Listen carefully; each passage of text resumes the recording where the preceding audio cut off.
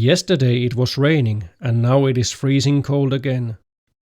The ground is covered with slippery ice. All the footprints and tracks that were pressed in the soft slush yesterday are now frozen in their rugged and abstract forms.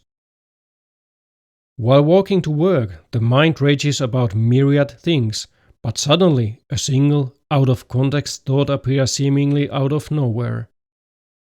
It is entirely independent of the chaotic thought patterns of the mind. All fear is illusory. The state of psychological fear in which many people typically walk through their lives is a miscreation of the mind. The thoughts describing the state of fear have very little or no connection at all to the situation one faces. Psychological fear is always an attempt of external searching, and whatever is sought from the external world doesn't exist. All experiences are created within.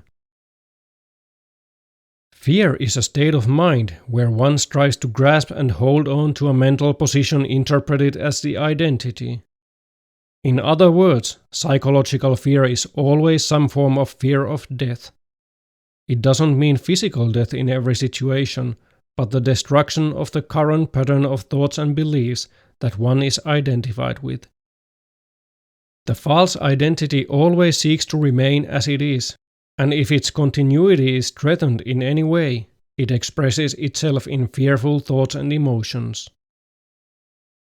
Natural stress and the urge for survival should not be mistaken for the state of psychological fear. They are two profoundly different behavioral patterns. When one can embrace pure human emotions when facing a dangerous situation, while holding the ability to discard any thoughts constructed around those emotions, one can find freedom. This freedom is nothing thoughts can describe.